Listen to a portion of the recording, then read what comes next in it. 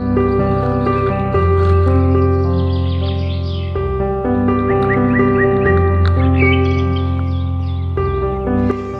সকলোকে মই আছো এখন ৰবৰ বাগানত গোলাঘাটৰ গেলাবিল অঞ্চলৰ এখন ৰবৰ বাগানত ৰবৰ বাগানখনৰ বিশেষত্ব এইটোৱে যে উজনি অসমৰ আটাইতকৈ ডাঙৰ ৰবৰ বাগান এখন আটাইতকৈ ডাঙৰ ৰবৰ বাগানখনত ৰবৰ কেনেকৈ উৎপাদন হয় তাকে মই আজি আপোনালোকৰ লগত শ্বেয়াৰ কৰিম দেখুৱাম প্ৰতিটো বস্তুৱে দেখুৱাম ৰবৰ গছৰ পৰা ৰবৰ ৰস কালেক্ট কৰাৰ পৰা ৰবৰ বিক্ৰী উপযোগীকৈ যেতিয়া বনোৱা হয় সেই গোটেই পৰ্যায়বিলাক মই আপোনালোকক দেখুৱাম চাই থাকিব ভিডিঅটো ৰবৰ বাগানখনৰ স্বত্বাধিকাৰী আৰু দয়াং ৰবৰ উৎপাদক সমিতিৰ চেয়াৰমেন ৰাজু শ্ৰেষ্ঠ নমস্কাৰ গতিকে আমি তেওঁৰ পৰা জানো গোটেই কথাখিনি ৰবৰৰ এইটো বাগানখন মোৰে ইয়াত মোৰ বাগান প্ৰায় 90 বিঘা মাটিত মোৰ ৰবৰ বাগান আছে তো প্ৰথমতে মই 2008ত 7ত মই নাৰ্চাৰী কৰিছোঁ আৰু 2008ত প্লেণ্টেশ্যন কৰিছোঁ 2008ৰ পৰা প্লেণ্টেশ্যন কৰোঁতে মই 90 বিঘাতে কৰিছে নেকি হয় 2011-12 লৈকে মই প্লেণ্টেশ্যন কৰিছোঁ তাৰ কমপ্লিট কৰিছোঁ ইতিমধ্যে মোৰ 2014ৰ পৰা টেপিং আৰম্ভ হৈছে মানে ৰবৰটো আমি প্ৰডাকশ্যন লৈছোঁ 2014ৰ পৰা প্ৰডাকশ্যন লৈছোঁ আৰু এতিয়া মই প্ৰডাকশ্যন লৈ আছোঁ কিছু সংখ্যক গছৰ পৰা আৰু মই প্ৰডাকশ্যন পাবলৈ আছে প্ৰায় সংখ্যক গছৰ পৰা মই প্ৰডাকশ্যন পাই আছোঁ হয় আৰু এইটো আমাৰ উজনি অসমৰ আটাইতকৈ ডাঙৰ ৰবৰ বাগান এখন মানে এইটো মই নিজে ক'বলৈ অকণ অসুবিধা হয় কিন্তু হ'লেও কয় ৰাবাৰ বোৰ্ডৰ অফিচাৰসকলেও কয় সকলোৱে কয় যে অসমৰ মাটিত উজনি অসমৰ মাটিত মানে সৰ্ববৃহৎ ৰবৰ বাগান বুলি কয় কিন্তু উজনি অসমৰ বহু সংখ্যক খেতিয়ক আছে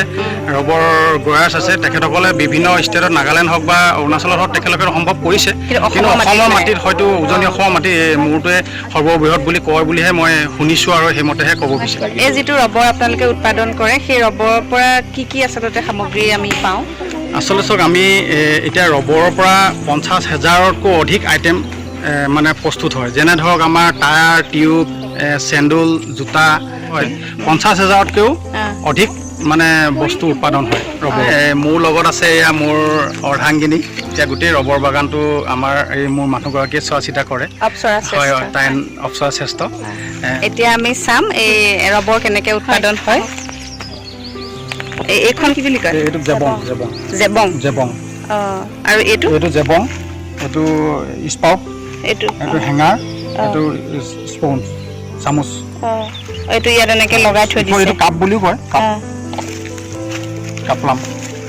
এনেকৈহে পাতে হয় নহয় এতিয়া এনেকৈ থোৱা হয় যেতিয়া ৰবৰটো ইয়াত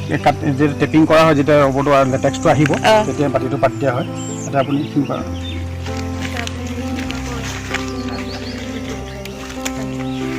এইটো মানে কাটি গছটো কাটাৰ পিছত কিমান সময়ৰ পিছত এইটো হেৰি হয় এইটো প্ৰায় 1.5 ঘণ্টা 2 ঘণ্টাৰ পিছত নিগৰি পৰিয়ে থাকে আৰু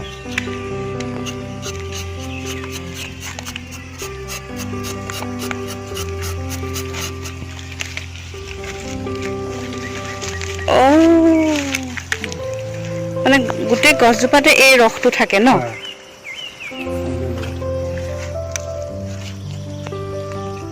আৰু এইটো ভৰ্তি হয়নে নে কেতিয়াবা ভৰ্তি হয় কোনোবাটো গছত ভৰ্তি হয় কোনোবাটো কম হয় এইটো চাই থাকিব লাগিব আৰু নাই এইটো গম পোৱা যায় এইটো পুৰা ফুল হৈ পৰি নাযায় এতিয়া ঠাণ্ডা দিনত পৰে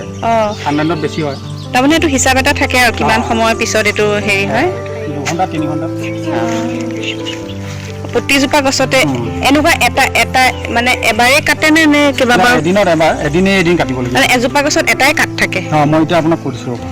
এতিয়া মানে কি হ'ল আমাৰ এইটো হ'ল আমাৰ ৰবৰ গছ তো আমাৰ ইয়াত ৰবৰ টেপিংটো আমি কেতিয়া কৰিব লাগে মানে উৎপাদনটো আমি কেতিয়া ল'ব লাগে প্ৰডাকশ্যনটো মানে মাটিৰ পৰা 125 চেণ্টিমিটাৰ হাইটত যেতিয়া গছজোপা 125 চেণ্টিমিটাৰ হাইটত ইয়াত 50 চেণ্টিমিটাৰ গাৰ্ডটো হ'ব লাগে গাৰ্ডটো যেতিয়া 50 চেণ্টিমিটাৰ হ'ব তেতিয়া আমি আধা অংশ ল'ম গছজোপা আধা অংশ লৈ পেলাই আমি টেপিং আৰম্ভ কৰোঁ তো এতিয়া আমি এটা হ'ল এ পেনেল এটা হ'ল বি পেনেল তো এতিয়া মই এইজোপা গছত আমি বি পেনেল আমি টেপিং কৰি আছোঁ আমি আগতে ইয়াত এ পেনেল টেপিং কৰিলোঁ ইতিমধ্যে আমাৰ এ পেনেলটো টেপিং কৰি শেষ হৈছে এইটো আমাৰ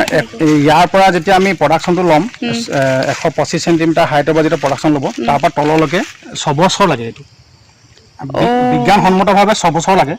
ইয়াৰ টেপাৰ যদি ভাল হয় টেপিং কৰা মানুহজন যদি ভাল হয় তেতিয়া তেখেতৰ হাতেদি এইটো 6 বছৰ যাব আৰু যদি বোলে টেপিং কৰা মানুহজন যদি ঠিক নাথাকে তেতিয়া হয়তো 6 বছৰ নাযাব পাৰে 4 বছৰটো শেষ হ'ব পাৰে কিন্তু এতিয়া আমাৰ ইয়াৰ 6 বছৰ হৈ গৈছে এইটো এ পেনেল আমাৰ শেষ হ'ল এতিয়া আমি বি পেনেলত কাটি আছো তো বি পেনেলটো যেতিয়া শেষ হ'ব তেনেধৰণে এই 6 বছৰ পিছত বি পেনেলটো যেতিয়া ফিল আপ হ'ব তেতিয়া আমাৰ সি পেনেল আৰম্ভ কৰিম তো সি পেনেলত এতিয়া আমাৰ ইয়াৰ চালটো আহি যায় এই যেনেকৈ আপুনি দেখিছে এই চালটো আহি গৈছে তো এই চালটো আহি গৈছে আমি সি পেনেলটো আৰু কেইবছৰমানৰ পিছত আমি সি পেনেলটো আৰম্ভ কৰিম আৰু ঠিক তেনেধৰণে আকৌ সি পেনেলটো শেষ হোৱাৰ লগে লগে 6 বছৰ কাটিলে শেষ হ'লে আকৌ আমি ডি পেনেলটো আৰম্ভ কৰিম এতিয়া ইয়াত যেনেকৈ চালটো আহিছে তেনেধৰণে এইফালেও চালটো আহি যাব মানে এ বি চি ডি চাৰিটা পেনেলত আমি কাটিম তাৰপিছত আমি ইয়াত যেতিয়া শেষ হ'ব গছজোপাও ডাঙৰ হ'ব তাতে আপাৰ টেপিঙত যায় মানে এইটো 6 বছৰ এনেকৈ 6 বছৰ যিমান জেগা পায় আৰু কাটি পেলাই তাৰপিছত গছটো ডাঙৰ হয় এইটো তাৰপিছত গছজোপা আমি পিছত আমি ফাৰ্নিচাৰত ব্যৱহাৰ কৰিব পাৰোঁ আৰু এইটো কুইণ্টেল ছিষ্টেমত বিক্ৰী হয় ৰাবাৰ গছটো পিছত কুইণ্টেল ছিষ্টেমত বিক্ৰী হয় ইয়াৰ ঠাল ঠেঙুলিবোৰ ডাঙৰ যিখিনি সেইখিনিও মানে কুইণ্টেল ছিষ্টেমত বিক্ৰী হয় তাত পাই গ'লেগে আৰু ইয়াৰ প্ৰডাকশ্যনটো আমি প্ৰডাকশ্যন নলওঁ বুলি ক'লেও পাৰি তেতিয়া আমি এই গছজোপা কাটি পেলাই আমি উঠাই পেলাই আমি নতুন প্লেণ্টেশ্যন কৰিব লাগিব আৰু এই গছজোপা আমি মানে ফাৰ্নিচাৰ কাৰণে ব্যৱহাৰ কৰিব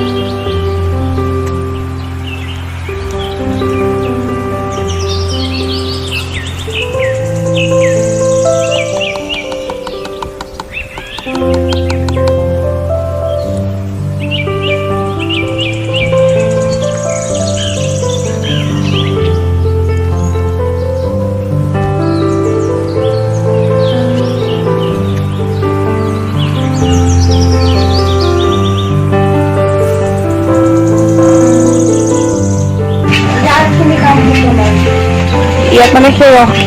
ৰসখিনি কালেকশ্যন কৰি আনিলো কাটি পিনে ৰসখিনি কালেকশ্যন কৰি আনিলো ৰসখিনি মানে সেইখিনি ৰসক মানে লেটেক্স বুলি কোৱা হয় ৰবৰৰ ভাষাত মানে আমি গাখীৰ কৈ থাকো কিন্তু লেটেক্স কয় আনি পিনে 2 লিটাৰ গাখীৰটোৰ লগত 1.5 লিটাৰ পানী দি পিনে ফমিক এচিড দি পিনে এনেকে চিট হয় মানে জাম কিমান দেৰি থ'ব লাগে এইটো আপোনাৰ ৰাতিপুৱা 8টা মানত কালেকশ্যন কৰি আনো আমি 2টা 3টা মানত থ'ব পৰা হৈছে মানে 5-6 ঘণ্টা ফমিক এচিড এইটো মানে ফৰ্ম হৈ যায় এইটো ফৰ্ম ধুনীয়াকে হৈ যায় এইটো এনেকে এইটো তাৰপিছত এইটো চেটি কিনে তাত চেটিবলগীয়া হয়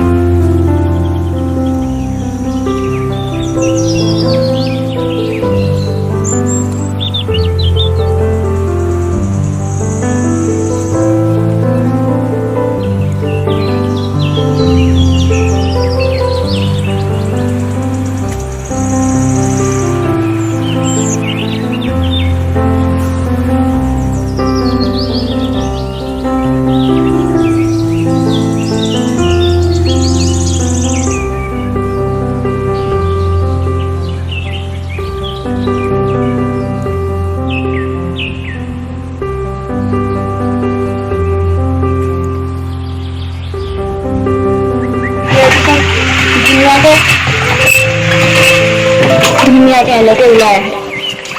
এইখিনিতে ৰ'দত দিব লাগিব ৰ'দত 3 দিনমান ৰ'দত দিয়াৰ পিছত এইটো আকৌ স্মক কৰিব লাগিব ধোঁৱাত দিব লাগিব তাৰপিছত ধোঁৱাত দিয়াৰ পিছত স্মক দিয়াৰ পিছত লাষ্টত ফাইনেলটো বিকিব পৰা হ'ব পিছত ৰ'দত দিয়াৰ পিছত এইটো কালাৰ আহিব এইটো ৰ'দত দি থকা হয়